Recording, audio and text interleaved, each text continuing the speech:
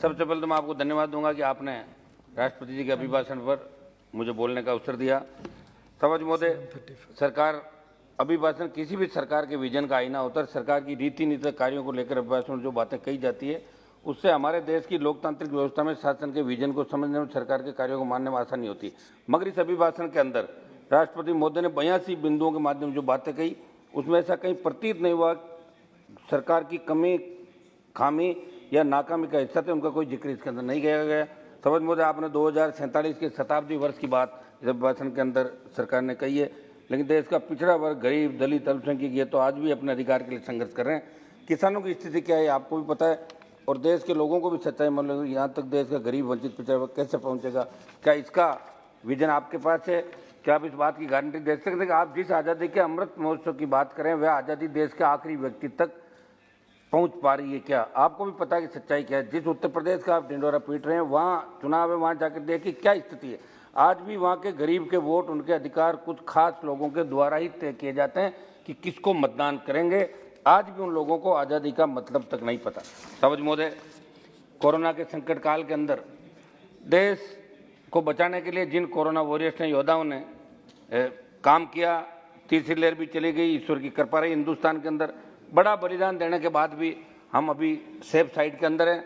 मैं उन कोरोना योद्धाओं को धन्यवाद देता हूं। साथ ही इस जंग में जो दिवंगत हो चुके हैं उन नागरिकों भाइयों को श्रद्धांजलि अर्पित करता हूँ। महोदय, अभिभाषण में कोरोना की स्थिति और देश की स्वास्थ्य सेवाओं का जिक्र हुआ, लेकिन मैं आपके माध्यम से बताना चाहता हूँ कि एम्स की एक रिपोर्ट के अनुसार देश में स्वास्थ्य संबंधी आपात स्थिति से निपटने के लिए इंतजाम नाकाफी थे और पूरे अस्पताल के 3 से 5% बेड इमरजेंसी विभाग में और कोरोना संक्रमण के दौर में इस रिपोर्ट का खास महत्व है, क्योंकि रिपोर्ट के अनुसार ज़्यादातर अस्पताल डॉक्टरों, विशेषज्ञों, नर्सिंग स्टाफ की कमी से जूझ रहे हैं।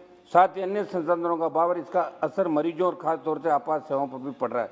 समझ महोदय, मेरी मांग रहेगी कि अस्पतालों में अविलंब मानव संसाधनों की कमी को पूरा करने की जो जरूरत देश में थी उसको वर्तमान सरकार अपने कार्यकाल में प्रमुखता से रहे।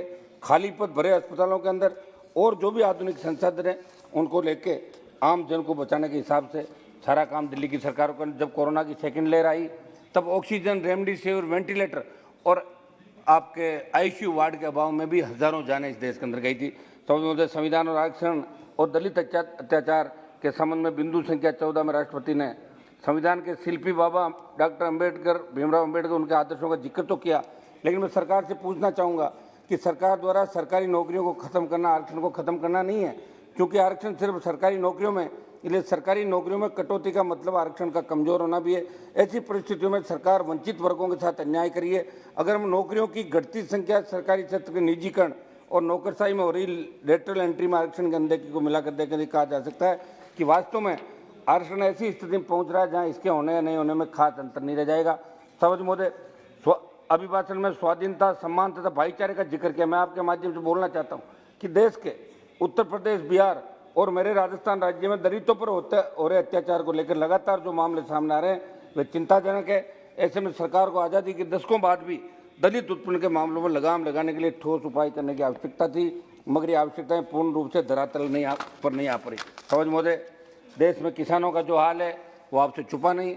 बहुत बड़ा आंदोलन देश के अंदर हुआ और 750 से ज़्यादा किसानों ने शहादत दी और बाद में सरकार ने तीनों कृषि बिल भी वापस लिए।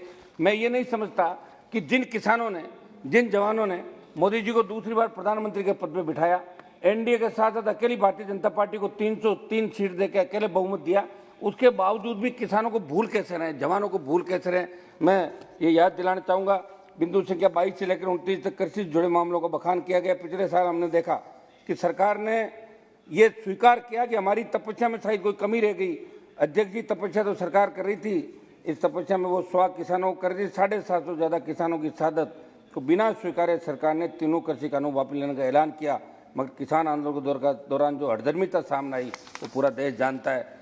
सभापति महोदय, प्रधानमंत्री जी ने कहा कि किसानों की आय दुगनी करेंगे और किसान इन पर भरोसा करके 2 बार इनको सत्ता के अंदर लेकर आए। सदन को याद दिलाना चाहूँगा कि इसी सरकार ने 2022 तक किसानों की आय को दुगनी करने का टारगेट निर्धारित किया, लेकिन इनके वादे और जमीनी हकीकत की खाई ने भारत के किसान को संकट को दुगना कर दिया।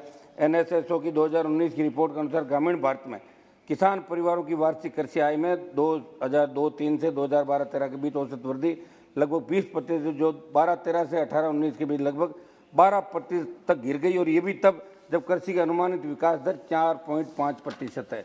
समझ महोदय, किसान आत्महत्याएं कर आजादी के 70 साल बाद 2021 में आए राष्ट्रीय अपराध रिकॉर्ड ब्यूरो की रिपोर्ट के अनुसार 2019 की तुलना में 20 में किसान आत्महत्या में वृद्धि दर्ज की गई।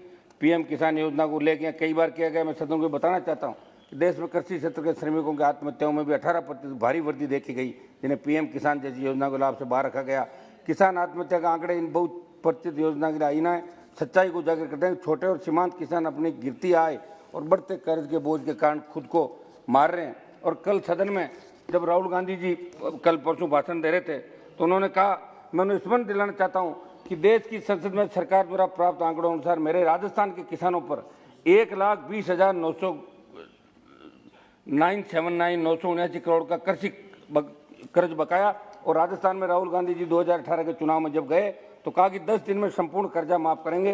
कांग्रेस की सरकार भी बन गई और 10 दिनों की कर्ज माफी की बात छोड़ो, भी पिछले दिनों किसानों की जमीनें कुर्क करने के लिए वहां इनकी टीमें पहुंच गई थी और आनंद फान में इनको अपने आदेश वापस लेने पड़े। वो 10 दिन आज तक पूरे नहीं हुए। सभापति महोदय, वर्ष 2021 में डीएपी की कीमतों में 58% की बढ़ोतरी की गई। ट्रैक्टरों पर जीएसटी 12% है, प्लास्टिक पाइपों पर जीएसटी 18, कृषि उपकरणों पर जीएसटी 12 से 18 के साथ उच्च स्तर पर है। इतना टैक्स कृषि आय को दिन ब दिन कम किया जा रहा है।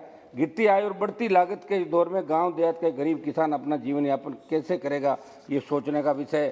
सभापति महोदय, अभी जब किसान आंदोलन समाप्त हुए तब एमएसपी पे खरीद की गारंटी कानून की बात भी किसान संगठनों सरकार ने करी थी। मैं किसानों के भारी आंदोलन पर कृषि कानूनों को निरस्त कर दिया। अगर प्रधानमंत्री जी ने न्यूनतम समर्थन मूल्य और अन्य मुद्दों की जांच के लिए समिति के गठन का वादा किया। उचित एमएसपी तय करने से किसानों की आय में सुधार होगा। अभी भी गठन होना बाकी है। गन्ना ही नहीं, गेहूं और धान की एमएसपी खरीद के आंकड़े बता रहे हैं कि सरकार ने वित्तीय वर्ष 20-21 की तुलना में साल 21-22 में करीब 34 लाख कम किसानों से खरीद की, यानी लाभार्थी किसानों की संख्या घट गई, जिसकी वजह से करीब 78 लाख मीट्रिक टन अनाज की कम खरीद हुई और सरकार को करीब 11,000 करोड़ रुपए कम खर्च करने पड़े। इसलिए किसान को सशक्त बनाने के लिए एमएसपी पर कानून बनाने था। एमएसपी पर किसान की पूरी उपज खरीदने, अभी 25 क्विंटल खरीदते राइडर लगा हुआ है, पूरी उपज खरीदने की नीति बनाने की जरूरत है। साथ ही मेरे प्रदेश राजस्थान में सिंचित क्षेत्र को विकसित करने की जरूरत है। राजस्थान की भौगोलिक स्थिति देखते हुए विशेष राज्य का दर्जा राजस्थान को मिले। सभापति महोदय, एक युवाओं पर मैं मेरी बात कहूँगा, फिर राजस्थान के अंदर 1 मिनट। सभापति महोदय, हाल ही में रेलवे भर्ती में शामिल युवाओं ने उत्तर प्रदेश में विरोध प्रदर्शन किया, जिन पर पुलिस ने खूब लाठियां बांधी, युवा घायल हुए। कुछ ऐसी स्थिति बिहार में रेलवे की एनटीपीसी की परीक्षा में परिणाम हुई। कथित धांधली के खिलाफ प्रदर्शन दौरान बनी। 19 में जारी 35,000 नौकरियों के लिए 1.25 करोड़ युवाओं ने अप्लाई किया। 3 साल होने के बाद भी युवाओं को नौकरी कहीं दूर दूर तक नई नौकरी दिखाई दे रही। ऊपर से अपना हक मांग रहे गरीब परिवारों से आ रहे युवाओं को ही बेरहमी से पीटा गया।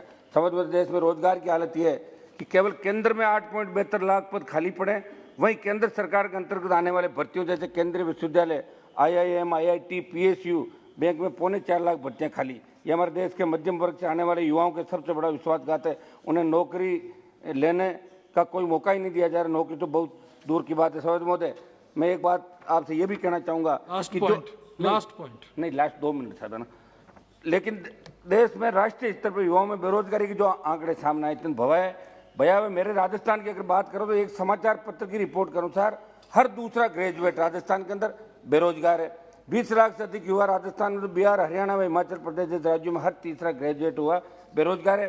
देश की हर 5वीं शहरी महिला बेरोजगार है। ऐसे में बेरोजगारों को रोजगार देने के ठोस उपाय कोई विजन राष्ट्रपति जी के अभिभाषण में नजर नहीं आ रहा है। सभापति महोदय, एक जो मेरे राजस्थान का प्रमुख मामला साहब, वहाँ राजस्थान का युवा आंदोलन, मैं 1-1.5 मिनट में अपनी बात समाप्त करता हूँ। राजस्थान के अंदर भर्तियों में बड़ी धांधली, राजस्थान प्रांत के अंदर हर पेपर आउट हो रहा है। और कल भी ये मामला यहाँ उठा था। लगातार आउट हो रहे पेपर से बेरोजगारों में व्याप्त आक्रोश हुए। बेरोजगारों के भविष्य के साथ हो रहे खिलवाड़ को लेकर सरकार का ध्यान आकर्षित करना चाहूंगा। राजस्थान की रीट 2021 भर्ती हुई और एक संगठित गिरोह ने राजस्थान की सरकार के जिम्मेदारों के संरक्षण में पेपर आउट किया। दुर्भाग्य इस बात का है कि माध्यमिक शिक्षा बोर्ड अजमेर के जिन जिम्मेदारों की भूमिका परीक्षा को करवाने की थी, उन्हीं जिम्मेदारों ने पेपर आउट करवाया। समझ महोदय, राजस्थान रीट के मामले में पेपर आउट होने के बाद बोली लगी 5 करोड़ तक पेपर बिका। जिसने जितनी ज्यादा रकम लगाई उसको पेपर पहुंचा। आरबीएसई द्वारा शिक्षा संकुल में गैर सरकारी व्यक्ति को पेपर की निगरानी के लिए नियुक्त कर देना और राजस्थान की जांच एजेंसी एसओजी द्वारा यह स्वीकार करना कि शिक्षा संकुल से पेपर आउट, एक मिनट, पेपर शिक्षा संकुल से आउट और इंगित करता है कि राजस्थान सरकार में बैठे मंत्रियों, अधिकारियों एंड सीएमओ की सह के बिना संभव नहीं था।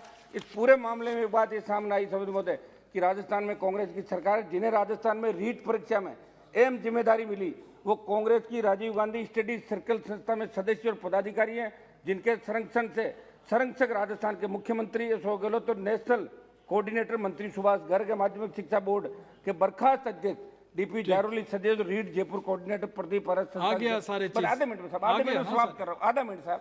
आप बैठते हो तो हमें लगता है थोड़ा सारा चीज आ गया है, लास्ट लाइन बोल दीजिए। आधा मिनट साहब, है ना। जयपुर कोऑर्डिनेटर प्रदीप पारा से संस्था के जयपुर रीजन कोऑर्डिनेटर है।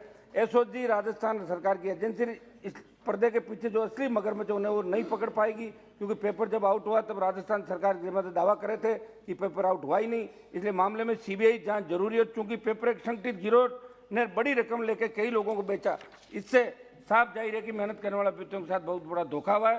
सभापति महोदय, मैं मांग करता हूं कि दिल्ली की सरकार इसके अंदर इंटरफेयर करे, इस रीट को रद्द करे, इसकी सीबीआई जांच करे और जारोली को बर्खास्त करने से नहीं होगा, धन्यवाद, गिरफ्तार करे। मेरी बात समाप्त कर दूं, पूरी बात समाप्त करने से। 10 साल पहले आरटेट के पेपर जिस फर्म से छपवाए गए थे उसी फर्म से इस बार भी छपवाए गए और गड़बड़ी उस समय भी हुई, उसके बावजूद उस एजेंसी को फिर से प्रिंट का जिम्मा दे दिया गया। फिर राजस्थान के किस अधिकारी ने उस फर्म को ये काम दिलवाया, ये जांच का विषय, क्योंकि वित्तीय घोटाला भी इस पूरे मामले में हुआ है, क्योंकि इस फर्म को 130 करोड़ रुपए का आसपास की राशि का भुगतान किया गया। जी 11 मिनट हो गया इसी प्रकार आखिरी सारी चीज आ गया मैं बोल देता हूँ, लास्ट मेरा पूरा नहीं आ गया, पूरा करूंगा। इस प्रकार वर्तमान राजस्थान सरकार कार्यकाल में 5 बड़ी भर्ती परीक्षाएं हुई, 5 परीक्षाओं के पेपर आउट हुए।